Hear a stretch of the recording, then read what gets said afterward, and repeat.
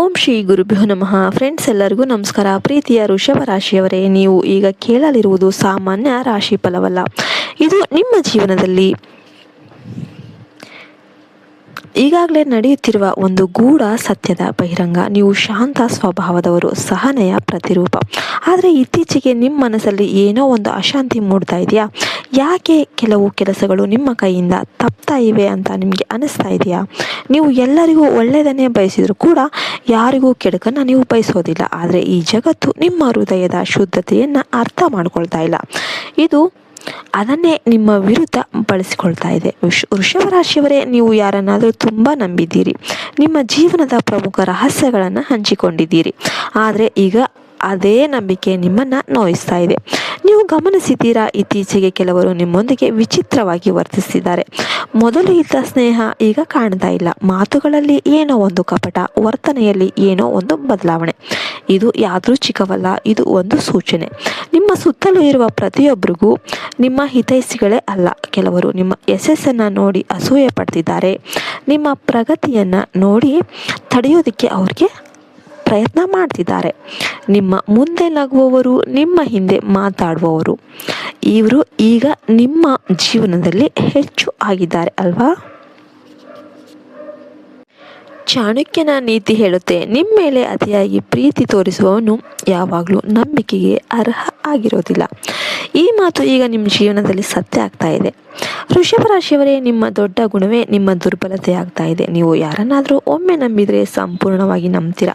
ಆದರೆ ಎಲ್ಲರೂ ಆ ನಂಬಿಕೆಗೆ ಅರ್ಹ ಆಗಿರೋದಿಲ್ಲ. ನಿಮ್ಮ ಹಣ, ನಿಮ್ಮ ಯೋಜನೆ, ನಿಮ್ಮ ಮುಂದಿನ ಹೆಜ್ಜೆಗಳು, ಇವುಗಳನ್ನು ಈಗ ಎಲ್ಲರಿಗೂ ಹೇಳೋದಕ್ಕೆ ಹೋಗಬೇಡಿ. ಗುಪ್ತವಾಗಿಡಿ.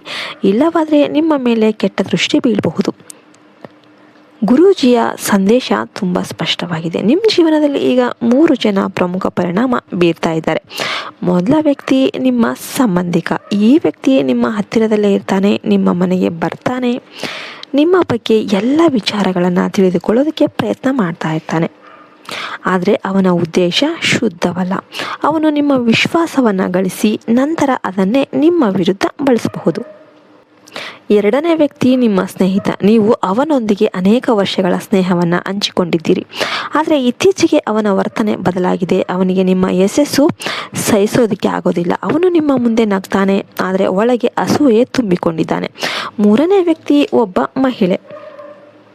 ಈ ಮಹಿಳೆ ನಿಮ್ಮ ಜೀವನದಲ್ಲಿ ಒಂದು ದೊಡ್ಡ ಪ್ರಭಾವ ಬೀರ್ತಾಳೆ. ಆದರೆ ಆ ಪ್ರಭಾವ ಒಳ್ಳೆಯದೋ ಕೆಟ್ಟದೋ ಅದು ನಿಮ್ಮ ಜಾಗ್ರತೆಯ ಮೇಲೆ ಅವಲಂಬಿತ ಆಗಿರುತ್ತೆ. ಅವಳು ನಿಮ್ಮ ಮೇಲೆ ಕಣ್ಣಿಟ್ಟಿದ್ದಾಳೆ, ನಿಮ್ಮ ಪ್ರತಿಯೊಂದು ಹೆಜ್ಜೆಯನ್ನು ಗಮನಿಸ್ತಾ ಇದ್ದಾಳೆ. ನಿಮ್ಮ ಬಗ್ಗೆ ಮಾತು ಹರಡಬಹುದು.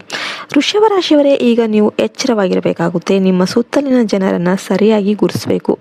ಯಾರು ನಿಮ್ಮವರೋ ಯಾರು ನಿಮ್ಮ ವಿರುದ್ಧವೋ ನಿಮ್ಮ ಹೃದಯ ಹೇಳೋದನ್ನು ಕೇಳಬೇಕಾಗುತ್ತೆ. ಅದು ಯಾವಾಗಲೂ ಸತ್ಯವನ್ನೇ ಹೇಳುತ್ತೆ.